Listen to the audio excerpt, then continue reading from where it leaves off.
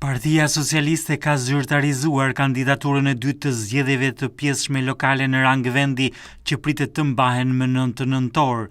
Pas kandidaturës së Ogerta Manastirliut për Bashkinë e Tiranës, Partia Socialiste ka zgjedhur edhe kandidatin për të drejtuar Bashkinë e Matit. Asambleja e zgjeruar e kësaj force politike e cila u zhvillua në Burrel ka vendosur që kandidatura e vetme e Partisë Socialiste dhe propozohet Altin Bojni.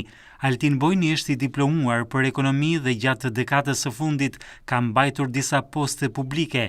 Ai ka qenë drejtori filialit të postës shqiptare Degamat e më pas drejtori i njësisë vendore të kujdesit shëndetësor në Mat.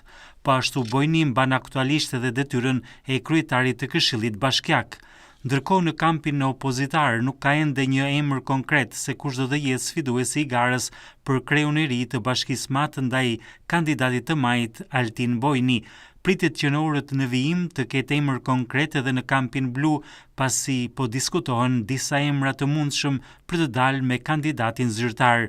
Paraprakisht, KQZ është shprehur se partitë politike kanë afat që të dorëzojnë pranë saj emrat e kandidatëve deri më datë 18 tetor. Zyrtarisht, fushata e kandidatëve për të kërkuar votën e qytetarëve do të nisë me datën 1 nëntor.